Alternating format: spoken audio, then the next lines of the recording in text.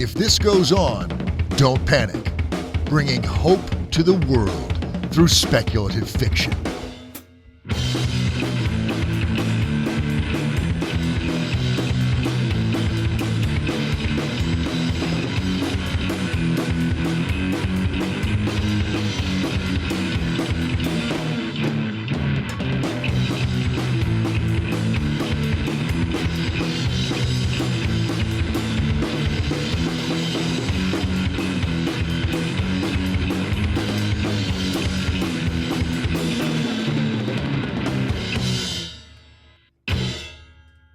Hello and welcome to If This Goes On, Don't Panic. Today we have educator and writer Brandon Crilly. Unfortunately, Diane could not make it today. Your co-hosts here, myself and our other co-hosts, we have been having a rough time of it these last 6 months, I will tell you all. So I know it's been a little bit inconsistent lately. And I actually kind of have a little piece of business around that I want to let our audience know about. You may have noticed we've had more inconsistent releases lately than we have in previous years. And just to be transparent with you all, I personally am having multiple members of my family struggling through health problems. They're all elderly. So it's looking like end of life stuff for multiple members of my family this year. And it's been going that way for about the last 6 months to a year. Somewhere in that range. Time is kind of blurring together at this point. So in order to give myself enough spoons to deal with that, for 2026, we are backing off the audio columns for a bit. We are still going to be doing an interview every month like we normally do, but the audio columns will drop off here as soon as we get through the ones that we are committed to and that we have already recorded. So probably March or April in 2026, they will start becoming a little more sparse. I do expect to finish out the speculative whiteness column that we have been doing with Dr. Jordan Carroll. We will also be completing our Hope and Horror column with Paul. And I will still be doing my book reviews from time to time when I'm able. I am not sure if I will be doing as many as in the past. It just kind of depends on how things pan out. Along with that, Diane and Kat have also been struggling with various other things. So thank you all for continuing to come back and listen to the podcast. We really appreciate it. We all love doing this podcast. There is no plan to stop doing this. Just please hang in there with us for 2026. And hopefully when 2027 comes around, things will be in a little bit of a better place. So that's my business announcement for today. So we're going to just jump right into our guest. Our guest today is Brandon Crilly. So when I come back, I will have Brandon. Okay, and we are back.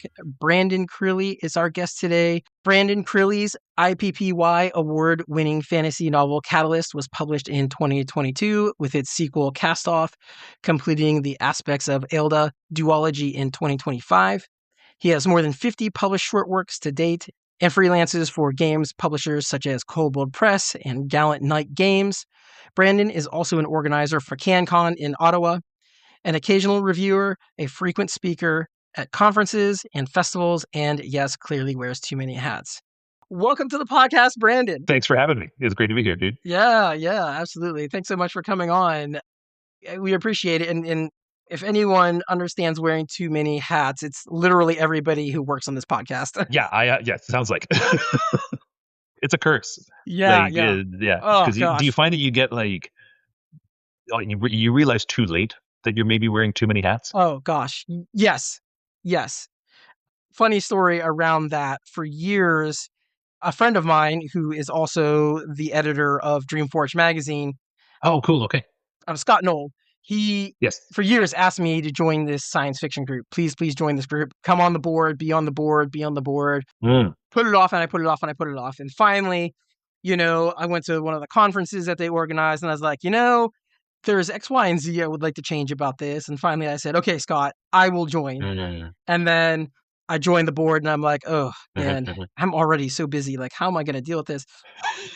And then on the board, it's like, okay, well, we need this done, and we need this done, and someone has to go do this thing. And I'm like, oh my God, okay, there's like 5. I have to volunteer for at least one. And then you volunteer for that thing. Yep. And then next thing you know, you're sucked into like 4 other things and you're Oh like, yeah. oh my God. Yeah. Oh, absolutely. Yeah. I have done that. Oh my gosh. Yeah, it's wild. It's Yeah. wild. Oh yeah. I didn't intend to start here, but we're talking about conferences. We might let's maybe we'll hit that first and then we'll come back around to Might your as well. books. But Let's do it. yeah, so you're a con organizer as well.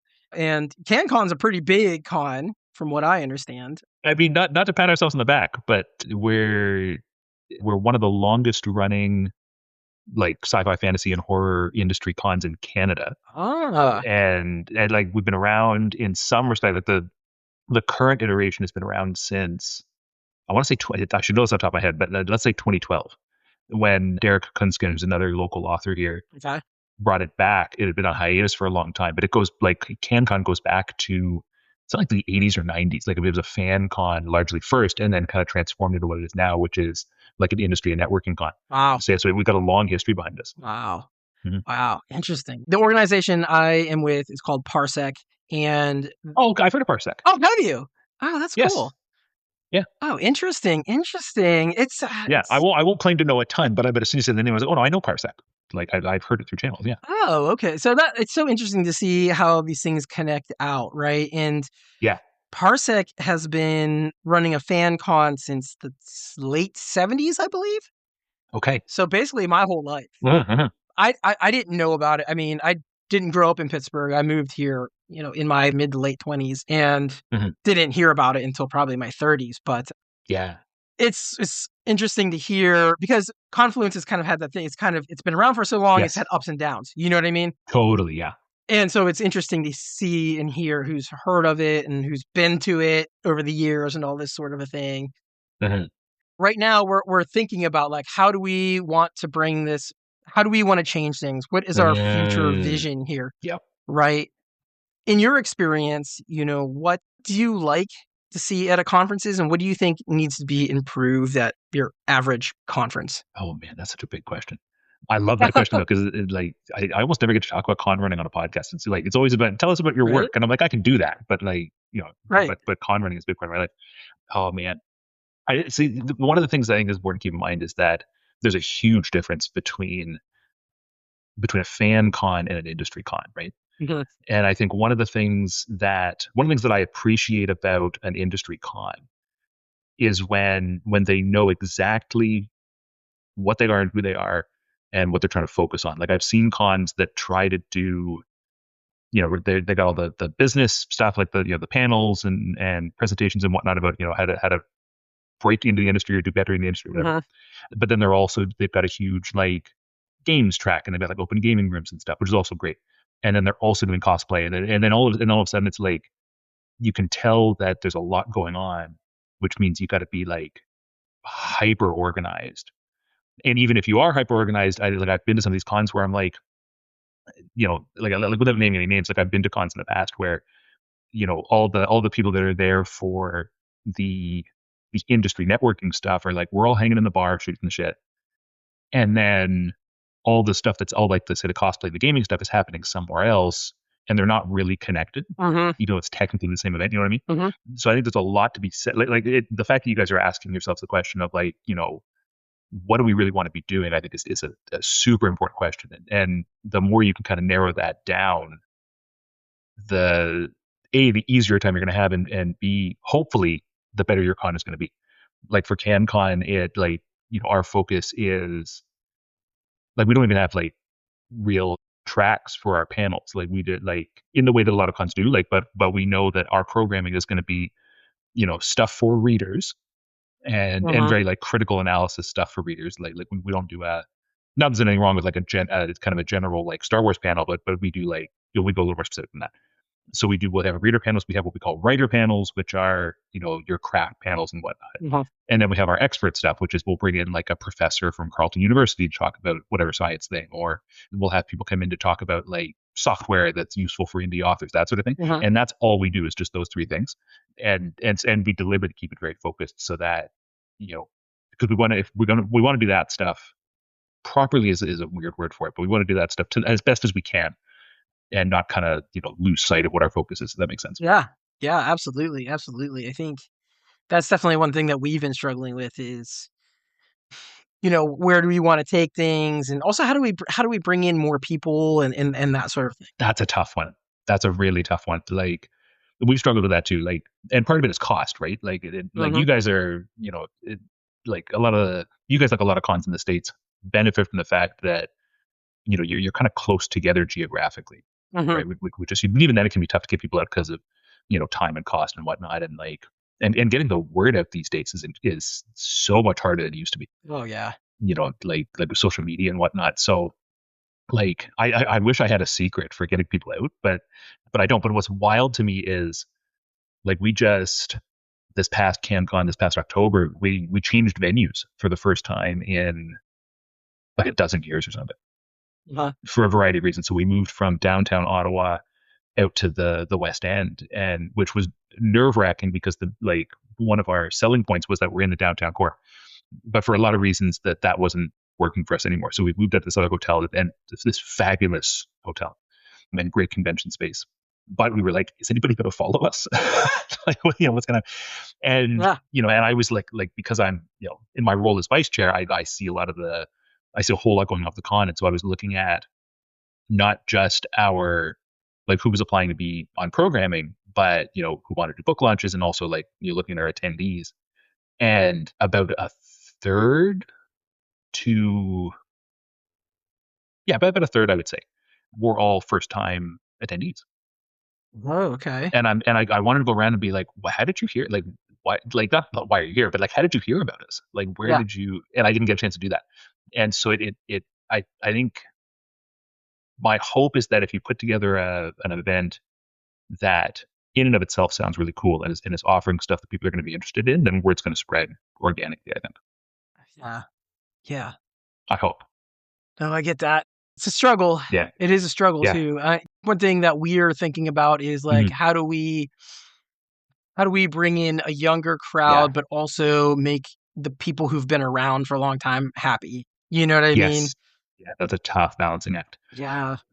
Yeah, and that's what like again, like one of the things that CamCon does very deliberately is we're very clear on where we stand on inclusion and whatnot, and supporting folks from marginalized backgrounds, and like we're deliberate in our like guest of honor selection, our programming selection, to be like, no, this is a space for everybody. And Yeah. so some of that is like, to kind of swing in that direction for a second. Some of it is like what events are we putting on the schedule, and so for example, we partnered with a couple of our longtime attendees. So like Arlie Sorek from Locus, and who's now a literary agent. I don't know if you've ever crossed paths with him. He'd been coming for a long time before he was even an agent. And so we kind of talked to him, and he's great in terms of like giving advice on you know like here how you can make your space more inclusive. And so between him and a couple of our other local authors, we established a BIPOC luncheon and put it in the schedule, and be, this is a space for all of our BIPOC attendees to come meet each other and hang out and whatnot. And I was, so we set that up, and it's one of those things where like, okay, we're gonna put this on the schedule. We're gonna promote it as best and as much as we can. We really want to make it this comfortable kind of safe space for folks. We have no idea if it's going to appeal to people, but the attendance for it was great. Like, we did signups ahead of time because we catered it, so we need to know how much food to provide. Hmm. And we've done it a couple of years now, and we have like 30 to 40 people show up at one time, which and like, to give you perspective, like our total attendance for the con these days is like 450, 500 people. Like, we're not a huge event. So 40 people out of a con of like 450 to 500 is pretty significant, right? And so what our goal, and again, I'm not saying I've got a silver bullet, and I'm not saying that we do everything perfectly, but like, Yeah. by setting up those spaces, that's kind of a very public acknowledgement of like, here's where our priorities are. Yeah. And if you do that enough, like, it's not, you don't do it once, you do it all the time, then people, will people from those marginalized backgrounds are going to recognize, okay, these folks get it, and this is hopefully a safe space. And then if anything comes up that maybe needs to be improved a little better, I can say something. Yeah. Like, that's the most important thing. Like, is having folks that are comfortable coming to me or coming to my chair or other people on the team and be like, hey, what about this? Yeah.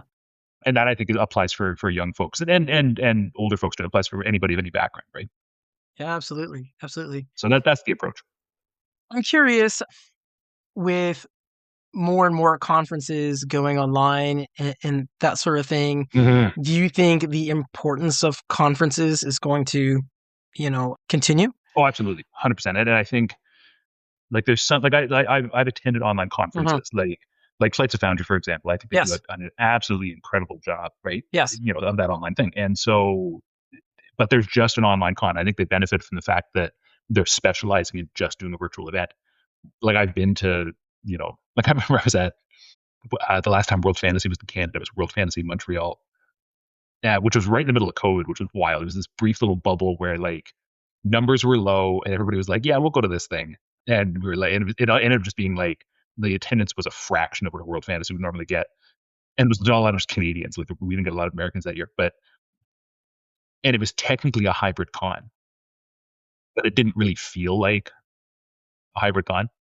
Like they did their best, but it was the setup was a little wonky, and so I think these days you have to have some sort of virtual option. Uh-huh. That's interesting you say that. I think it's true. I think you need something as long as it's within your capacity to do it. And I want to be like very kind to like I run a local con myself. Right, there's stuff that we can't do that we wish we could, but like we tried to do a hybrid con for a couple of years, Uh-huh. and the amount of work to make that function properly and to have those two like the in person and the virtual sides of the con have them sync up over the course of a weekend is so fucking hard to do it justice. And so our solution was we now do two events. Like we have CanCon in person every October, which is our big event. Yeah.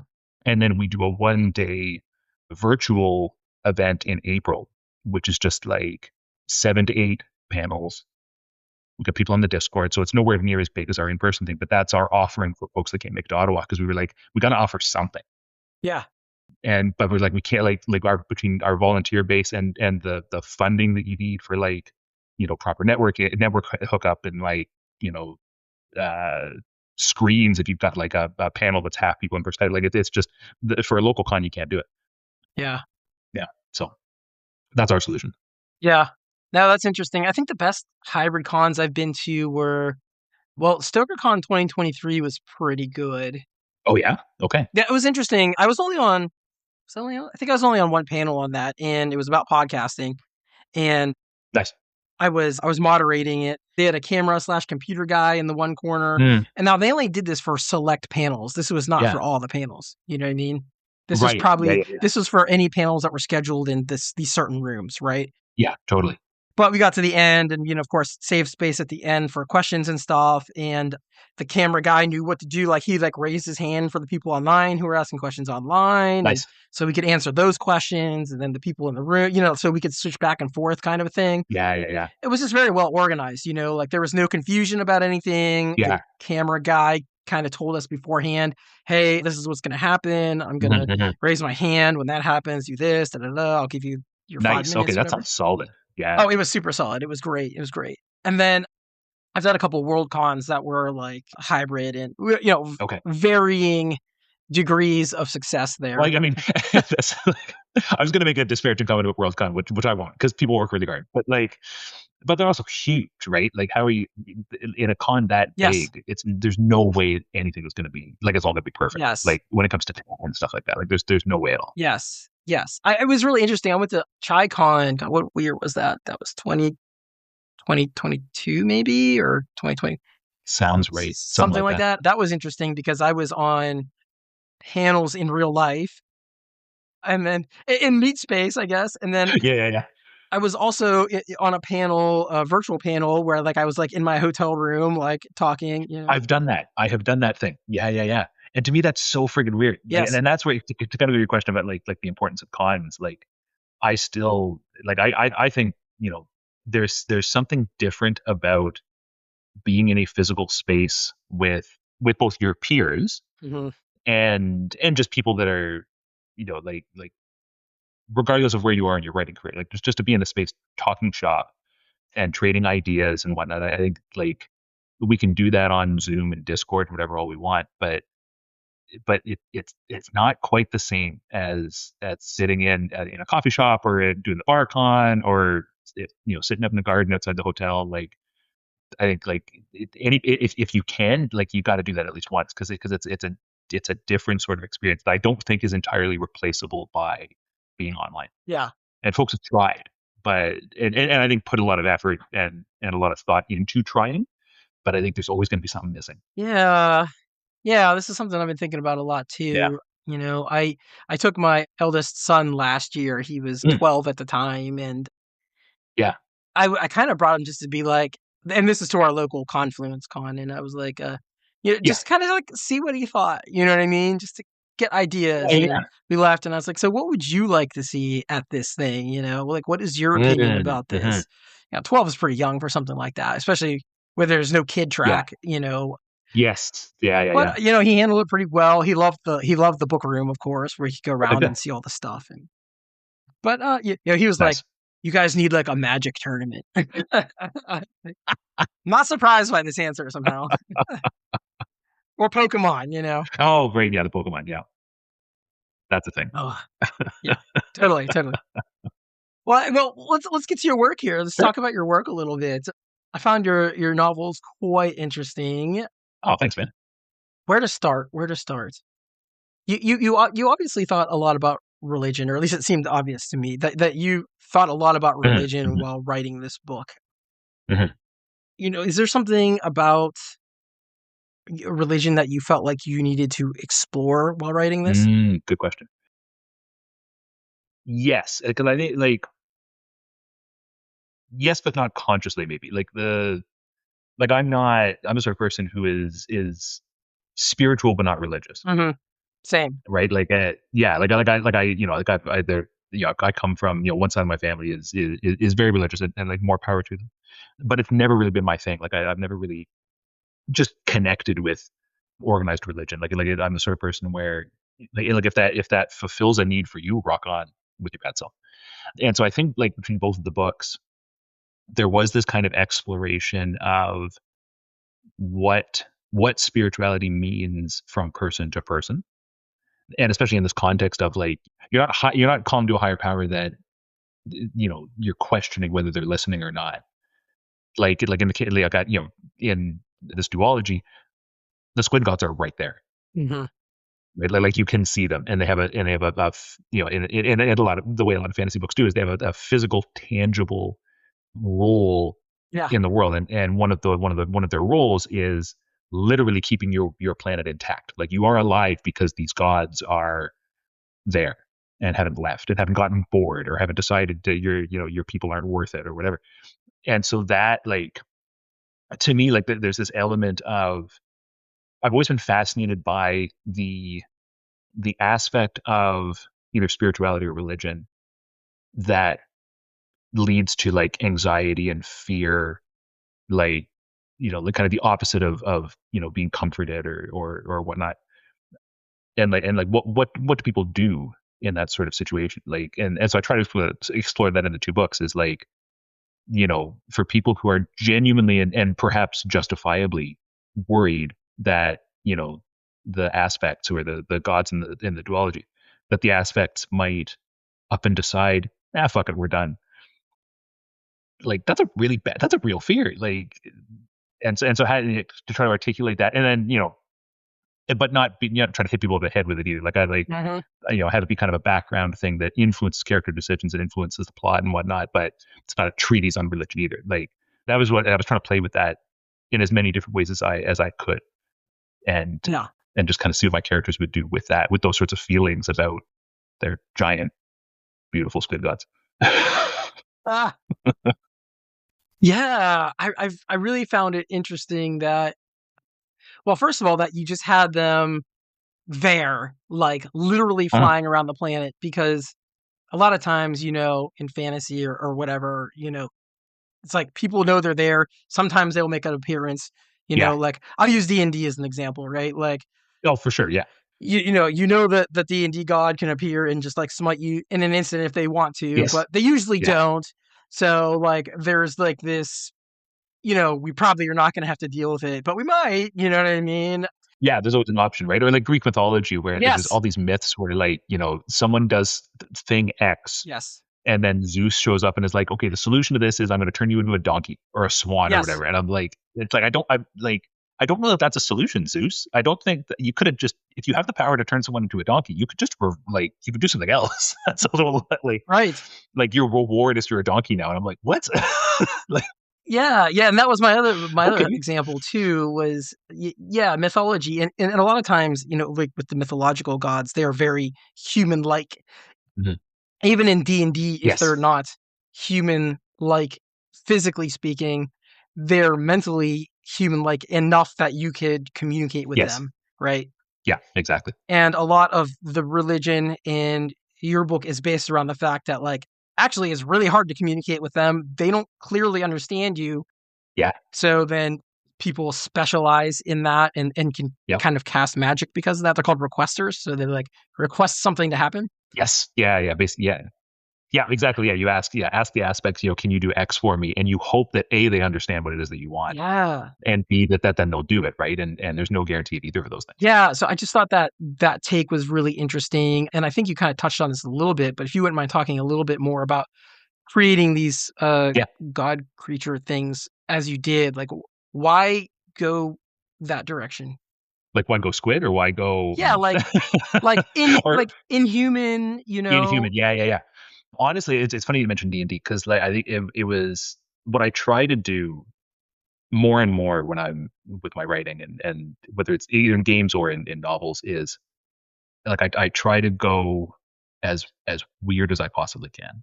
Okay, love that. Right. Yeah. Yeah. Like trying to go and like with a middle ground, right? Like there are authors out there who write like much weirder shit than Mhm. I write and do an amazing job of it. And so I still try to write stuff that is like I hate using the word commercial, but I still want to be accessible. I don't write too surreal, but I try to go weird. And so Mhm. like I was looking at like I'm a big D&D fan. I was a big fan of another Canadian, Steve Erickson's Malazan Book of the Fallen, which is another epic fantasy series where the gods are actively involved in the world and it's very much like no, these are just people who happen to be omnipotent. Mhm. And I love that sort of storytelling. There's a lot you can do with that. Mhm. But I'd seen so much of it, and I was like, I was like, okay, let me see if I can do something different. Like what happens if they're inhuman?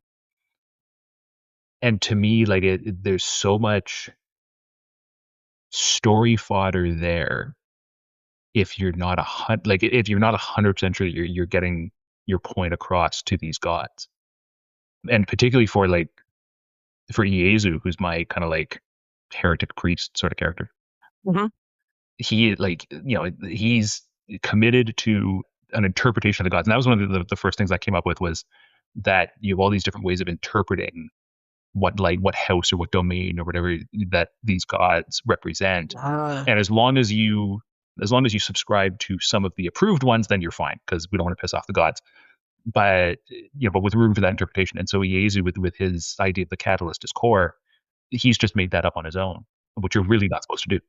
And but even for him, like as sure as he is that his interpretation is as valid as everybody else's, he doesn't know any better than anybody else.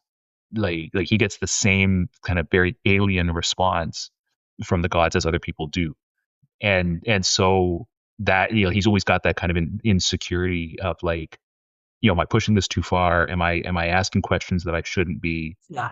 And then when his friends challenge him on that, it's this question of like, okay, like do I double down or do I listen to my because he's so sure that he's right, or and at least that he's on the right path, not necessarily that he's right in what he thinks, but that he's pushing in the right direction. And there's so much just delicious storytelling in that. Yeah. Is there enough fodder in that storytelling for me to have some fun with it? And when something is unknown to you, makes it so rich and so delicious. So that is kind of where it came from. No, I really liked those interpretations, those different, yeah, you called them houses. Trying to think of how to, Yeah, I think it's aspect interpretations in the book, but yeah, but how houses domains is kind of where we see elsewhere, right? So yeah. So I'm trying to think of how to describe it to the audience. Like there's what, 4 or 5 aspects, right? 4 or 5? there's 4? 4. So there's the catalyst. Wow, there's the catalyst, the hidden, the presence, and the vital are the 4. Vital. That's it. Yeah, Yes. the vital. But interestingly, and this is something that doesn't really get mentioned in the first book, but it gets detailed in more clearly in the second one. only 3 of them are in orbit. Yes. And the 4th one, the vital, is ground side for reasons. And yeah, so you get these 4 aspects, and then for each of them, there's a whole host of like different interpretations of what they represent. So for some people, the catalyst is the catalyst as protector and represents the idea of keeping people safe and standing against danger and that sort of thing. But then for other people, they see the catalyst as death giver. Mm-hmm. The fact that either that death is a natural part of life and you can't do anything about it, or that there is the capacity to take a life, because and it's this very clear cut acknowledgement that, again, if the aspects wanted to, they could just up and leave Aelda to its fate and let the world collapse. Yeah.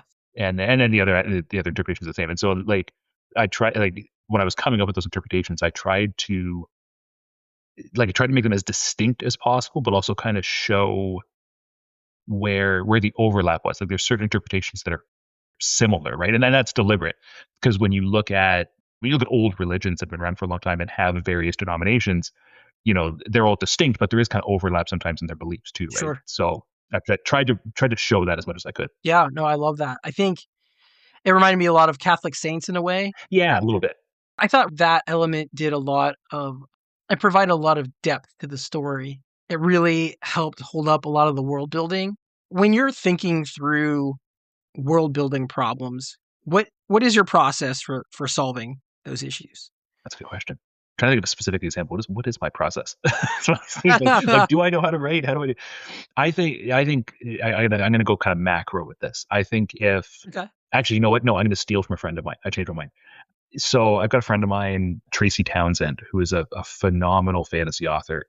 She's also a podcaster. She's one of the co-hosts of Functional Nerds, and Okay.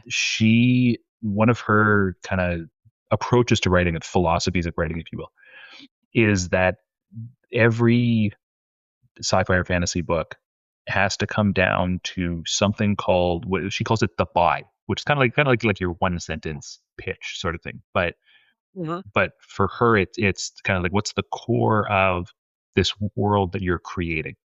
And so, like, I've seen her talk about this before, and one of the examples she gives is the Percy Jackson novels. Like the buy there is, the Greek gods are around and they've got a bunch of offspring that exist and get trained at Camp Half-Blood or something like that, or just very, very simply, like, Greek mythology is real and it's parallel to our world.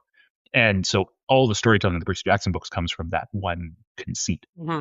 And another example, I've seen her use an example of the Wind Up Girl by I always mispronounce Paolo's last name, but like, even a book that is as rich in its world building as that also comes down to it like a very specific buy, which in that book's case is to do with climate collapse and like anti-capitalism and stuff. Oh yeah. So I think, like, when it comes to solving problems in world building, I think if you have that clear kind of one line conceit figured out as early as possible, then whenever you're stuck, you just go back to that. And so mine is the aspects, right? Like it's your squid gods are real and they're keeping your world safe, and that's where magic comes from. Like that's basically the buy for mine, because then you get like the mechanics of how the world works, and like the winds and like the perpetual winds all around Aelda and whatnot. That comes from the aspects, and then you just kind of get more specific from there. Mm-hmm. Yeah, so that I think it's kind of core to my process, and I owe that to Tracy, because that was something she explained to me a long time ago.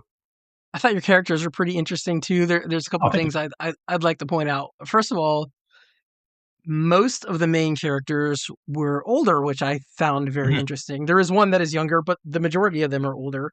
mhm. You know, I guess two questions. Why decide to go with older characters? And two, like, did you find, how do I want to phrase this? Were there any challenges in writing the older characters? I feel like so much of literature is focused on people between the ages of, I don't know, like 18 to 35. You know what I mean? And and Yeah, your pretty much. characters Yeah, were yeah, like yeah, yeah, 50 plus for the most part, I would yeah, say. pretty much. Yeah, Guessing. yeah. With the exception of Alina, and then who changes her name to Lynn in the Yes. second book. Yeah, but yeah. So I think honestly, the reason why I went with older characters is because I'm secretly a 2,500-year-old Time Lord who only looks like, I don't even look like I'm in my 30s, but it only looks like he's in his 30s with a lot of travel miles.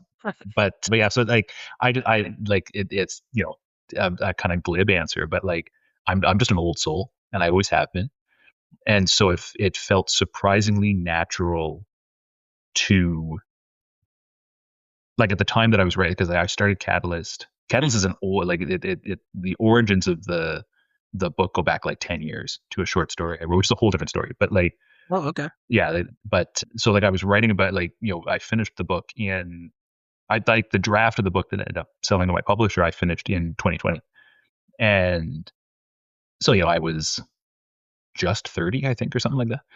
And here I am writing about characters that are 20 years older than me. And it just came from the fact that really I'm an old soul, and I've always had this affinity for older characters, and like a lot of my friends are 10 or 15 years older than I am.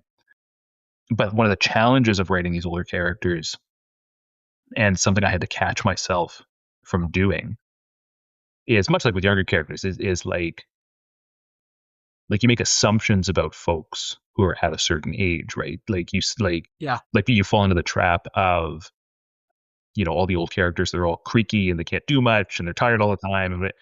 And so I was trying to avoid that. But the thing is, and something that I've realized over the course of reading these two books, Yeah. is that, when you're 55 or 60 or whatever, and you're running around adventuring, you do actually need to be careful not to hurt yourself. Like, there is an element of, Yeah. so there's a line, right, between making, like, the things you need to worry about when you're 55 that you don't have to worry about when you're 35. There's a fine line to walk between having it be a stereotype and having it be ignored, and then the middle ground is having it be realistic. And so like Diary, for example, like, she's the youngest of the three of my core characters, and not by much, but a little bit, and she kicks freaking ass, in my opinion. Yeah.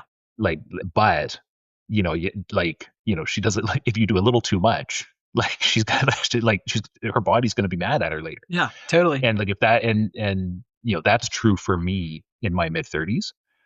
And so so obviously it's for somebody who's 20 or 30 years older than I am. And Yeah. so it's walking that fine line, I think, is the tricky part.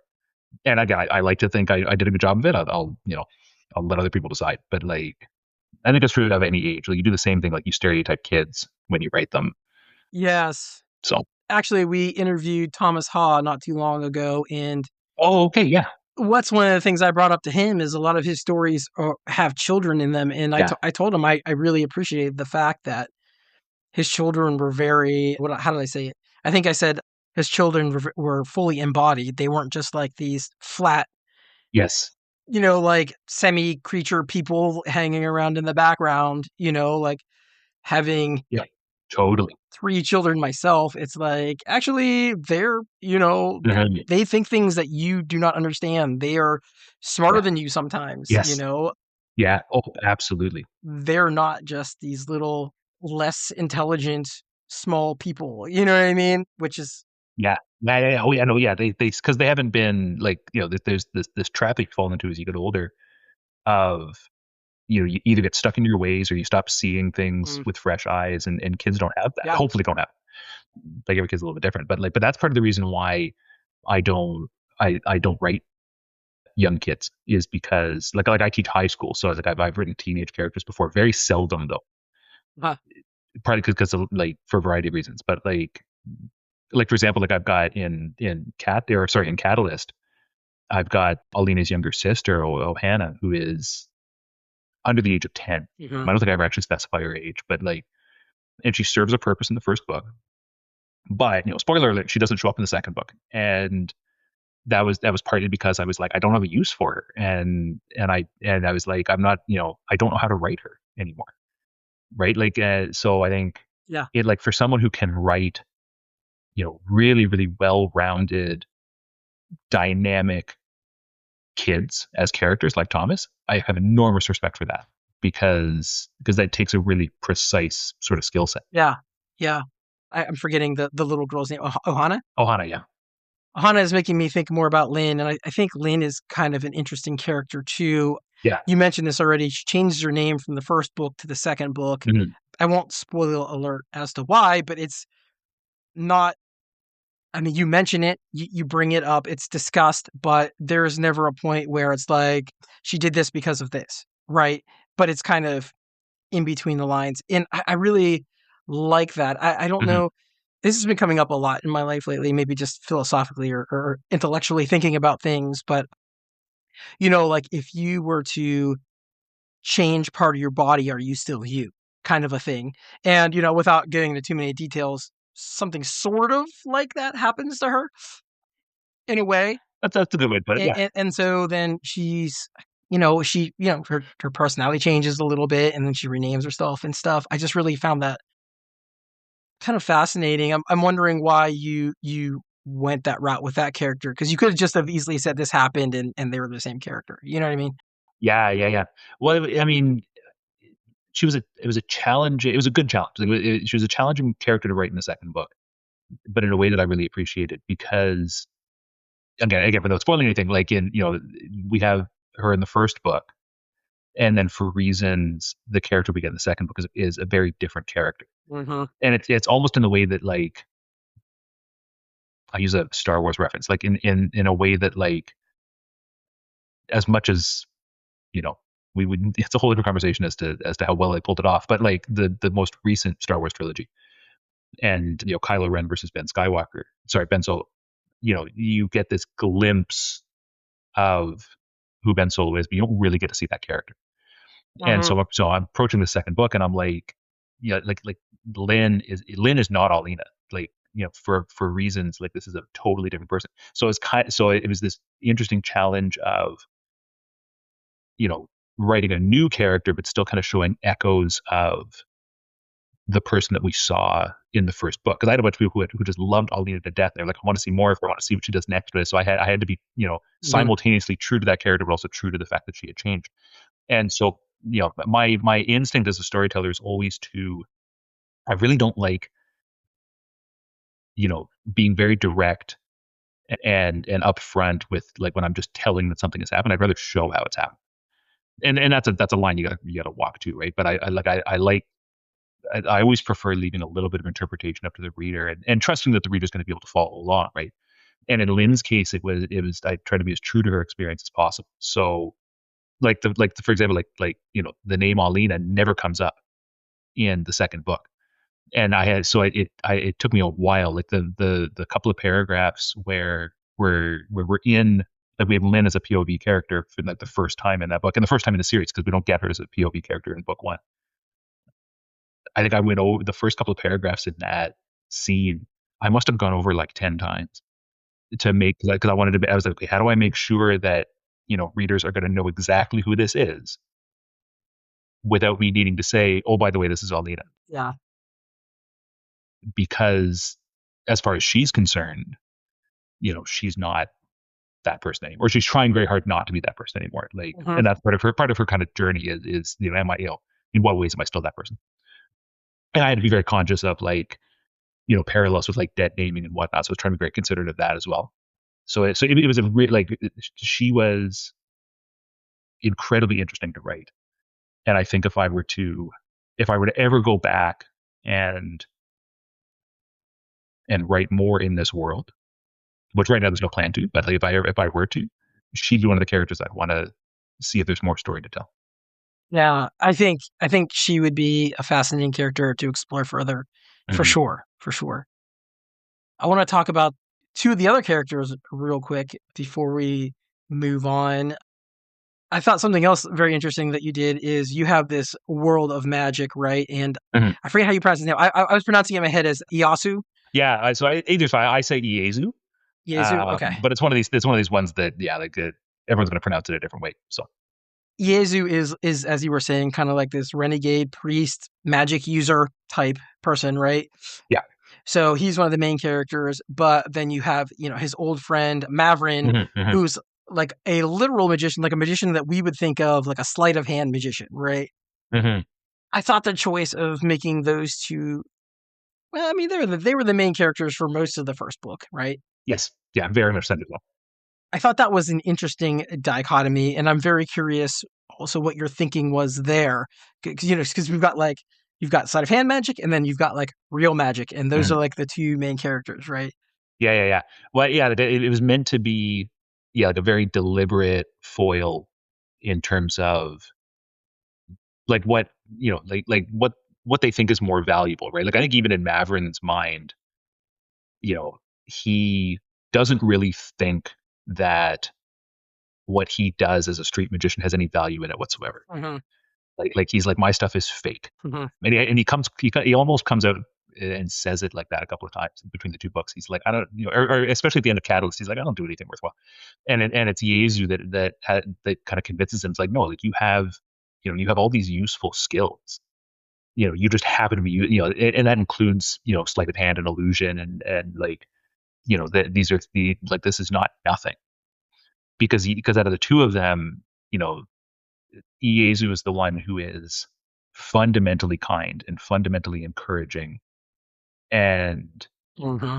kind of wants to bring everybody into the fold, even though he's a heretic in a way. Like he, like with his friends and stuff, he sees like he wants that togetherness, and so that became part of the kind of foil nature of the two of them is, the times when Maverin feels like he's useless and can't do anything, and Iezu has to lift him up, and then the times when Iezu is like, no, I fucked this up bad, Mm-hmm. and the aspects are gonna, they're never gonna listen to me again, or I'm gonna blow up the world or something. And then Maverin has to lift him up, and so there's that push and pull between the two of them. Because at the end of the day, like, you know, there's so much that is different about the two of them and how they approach the world, and what their skill sets are and whatnot. But there's also a lot that is fundamentally the same, and that includes what they think of the aspects. Like Maverin, part of the reason why he's a magician is because he's turned his back on, the aspects and the organized religion around them and all, and he's like, now forget this. This is not for me. And part of his journey is kind of realizing that, he never really turned his back on them. He just, was disappointed, and disappointed in himself at the same time. Yeah. And so they kind of got to walk that line. But the two of them are so much fun to write, because at the end of the day, they're each other's person. Like, right, and it's all like, I've had, friends of mine who read kind of the early drafts, and a couple of authors out there who've done reviews and stuff are like, like they've been called they're basically like an old married couple. And Uh-huh. the thing is, like, I didn't intentionally write them that way. But there's totally, but it's there on the page, just the way that they absolutely adore and support each other. And the only reason they can do that is because of those similarities, and because they recognize the other differences, and know when to push each other, and know when to lift each other up, and when to forgive each other too. So there's all this really cool, like, in my opinion, all this stuff that's kind of mixed in between the two of them, that goes to, you know like the whole thing of, like, real magic and fake magic is just kind of the surface stuff, and then, like, Yeah. right, like everything else is beneath, but it all ties back to that at the same time. Going to your website and stuff, and doing a little bit of research on you, as I do for every Oh, that's episode. never good. When I was on your site, I saw the mention of Hopepunk, and of course Yep. that immediately interests me, because that's in a way how we see ourselves. Mhm. I'm very curious what that means to you. Oh, like what the concept Hope Punk means? Yeah, and how do you feel that you push that idea forward with your writing? Yeah, Hope Punk is tricky because, like, I remember, like, when, because it was because solar punk was the term for a hot minute, right? Yeah. And then it kind of became Hope Punk, and even then, I Hope Punk, I see it kind of depends on the month, or the year, how often I see that term come up, right? Because Uh, there's a lot of folks who don't think Hope Punk is a useful term, and I get that perspective. But mhm. for me, I think more so now than if we'd been having this conversation like 6 months ago. I think, like the punk suffix there is comes from, counterculture, and going back to the 80s and whatnot, and even earlier than that. And so I think Hope Punk is a great term, because I think it is in a way countercultural, and in a way going against the norm, to actually be optimistic, Yeah. right? Because it is very hard to be optimistic and hopeful sometimes. Yes. And so for me, like writing something, or like experiencing someone else's work who is hopeful, is in its way an act of rebellion. Like, to give yourself that, to be like, yeah, no, there's a chance this all works out, I think is huge, because it's incredibly difficult. Like, I take, and you draw that hope from wherever, right? Like I'm, a history teacher by day. I consider myself a historian. I look at the long view of history, right?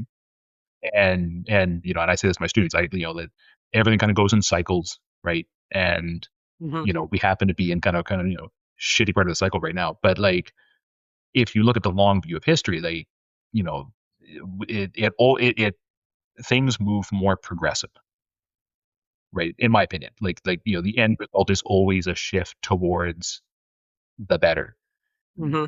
And then but then there's these moments where you're kind of in the thick of it, and things are really, really bad. Yeah. And I think, like, I say that out loud, and there's still a voice in the back of my head is like, yeah, but maybe maybe you don't know what the hell you're talking about. Don't feel bad. I have this exact same struggle. Like, Right? Like, yeah, like that struggle is real, right? Like, yes.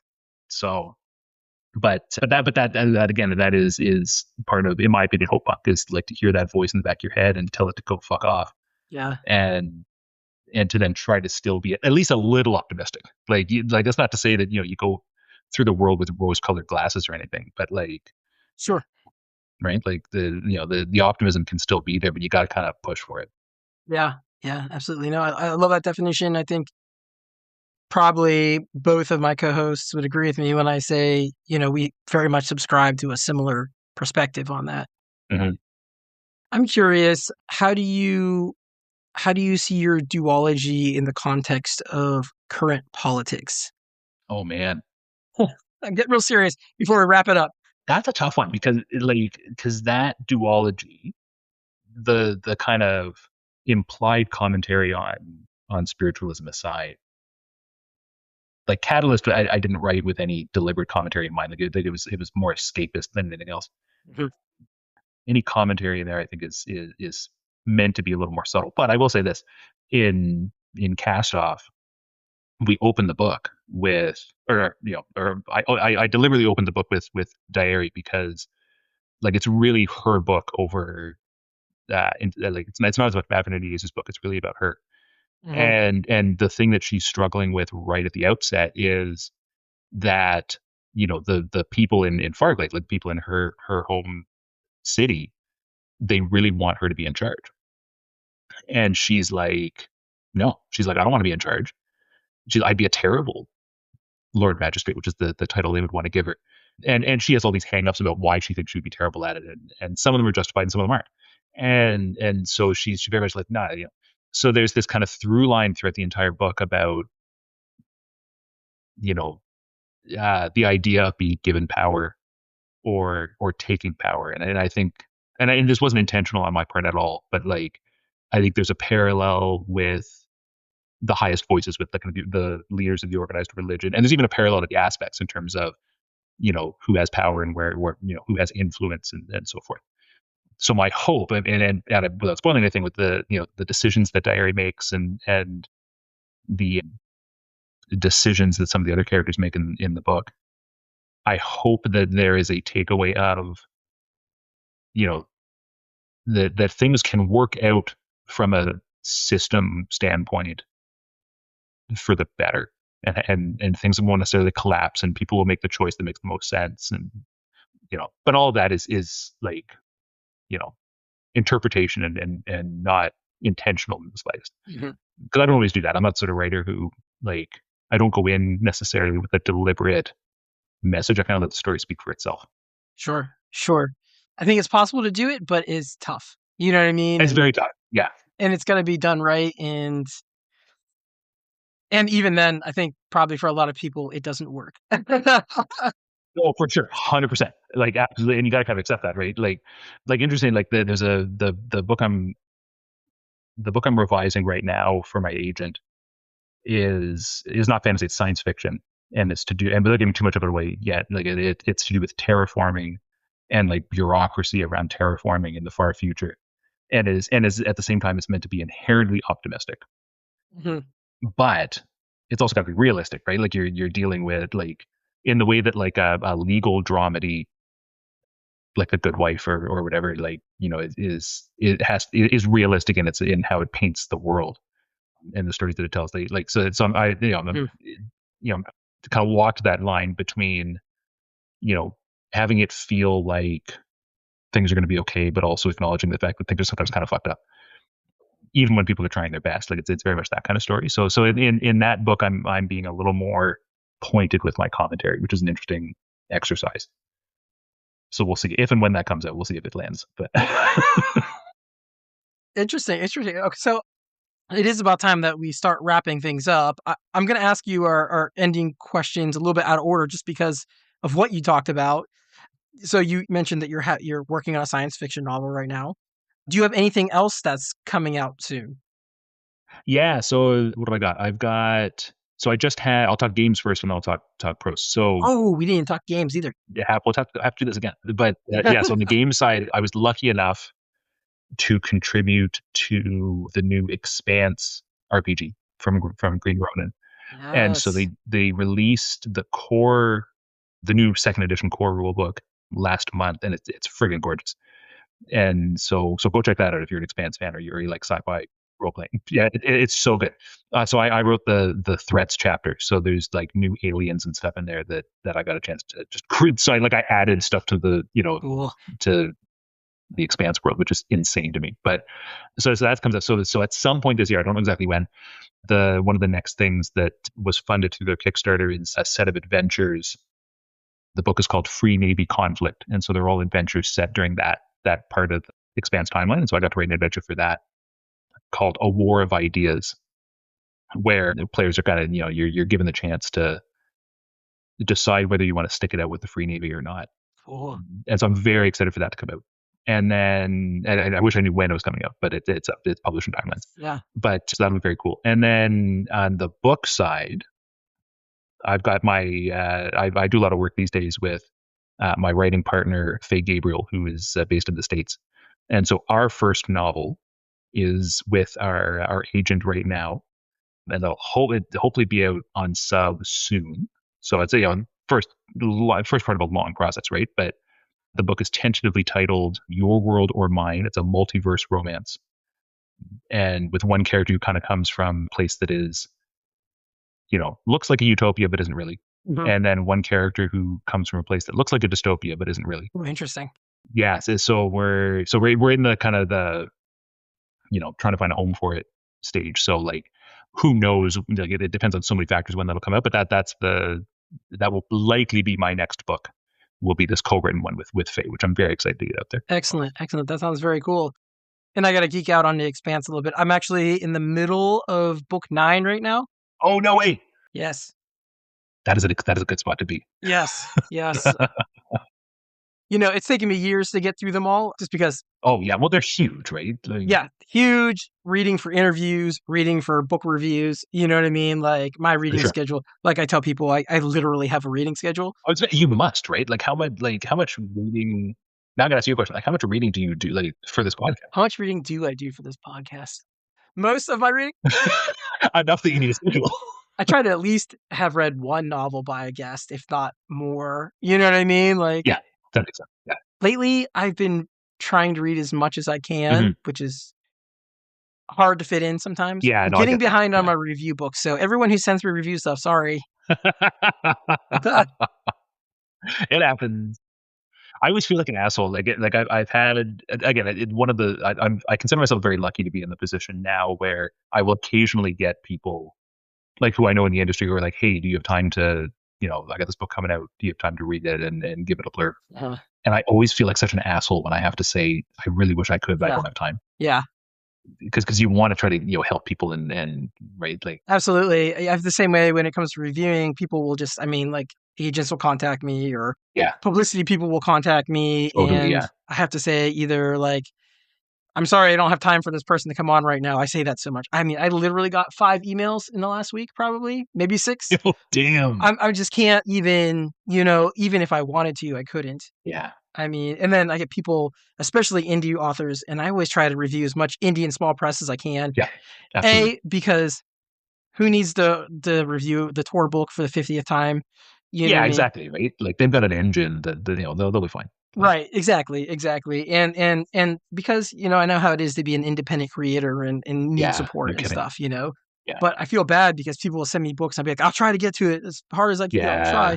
And then like, it'll be like 2 years later and I'll be like, oh yeah, crap. Yes, yeah. Oh yeah. I mean to, people. I mean to. I really do. I know. We're trying. We're trying. Oh my gosh. If I could sit at home and just read all day and review books all day, I would do that, but it does Oh, not pay. absolutely.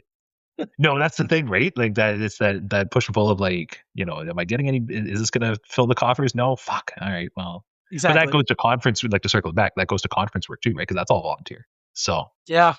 Yeah. you do it because you love it. But Yeah. 100%. 100%. Yeah. The next question, the big question, what is bringing you hope right now? oh man.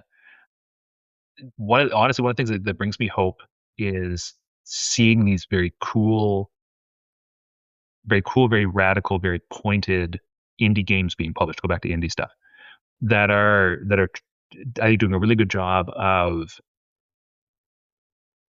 you know capturing the moment that we're in right now and trying to give people not just games that are cathartic, but also games that are going to get you thinking about how to make change and how to kind of get Hmm. through this incredibly surreal time that we're in right now. And the reason why it's on my mind is I just read an interview with this creator Laurie Blake that was in Rascal, and their new game that it just came out is Why We Fight, and it's a solo, or you can do it with people, TTRPG, where it's post apocalypse and your characters are in whatever location somewhere, like post collapse, trying to you know build community and you know get people better food security and track down medicine and stuff. So it's like if you were to take a game like City of Winter, which is like a very dark zombie apocalypse sort of game, but have it be inherently hope punky. That's kind of the vibe that I got from it. Interesting. And so I see a game like that and I'm like, oh, that's freaking cool, right? Like because there's this inherent hope and brightness to that sort of game.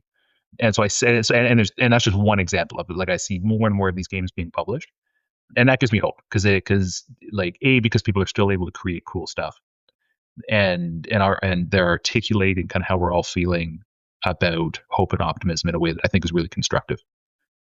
Yeah, so that's where I'm getting my hope right now. Excellent. Excellent. I love that. I love that. And where can we find you online?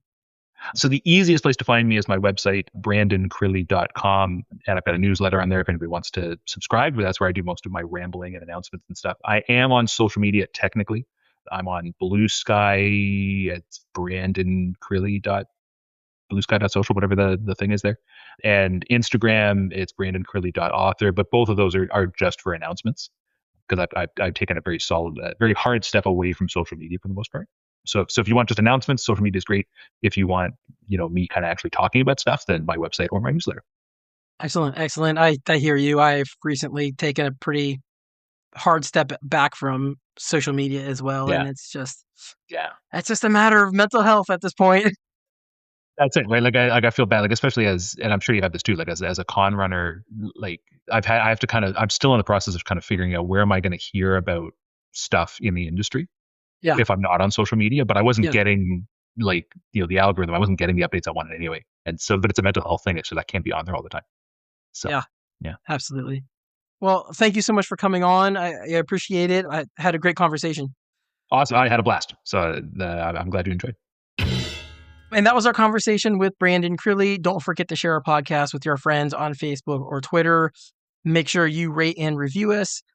If you really want to support us monetarily, if that's a thing that you can do right now, you can check us out on patreon.com/ifthisgoeson. And we also have a Ko-fi account, Kofi. You can just go on there and search us and we'll be there. We would appreciate the help. All right. And that's all for us this time. Thank you for your support. We are keeping hope alive one episode at a time.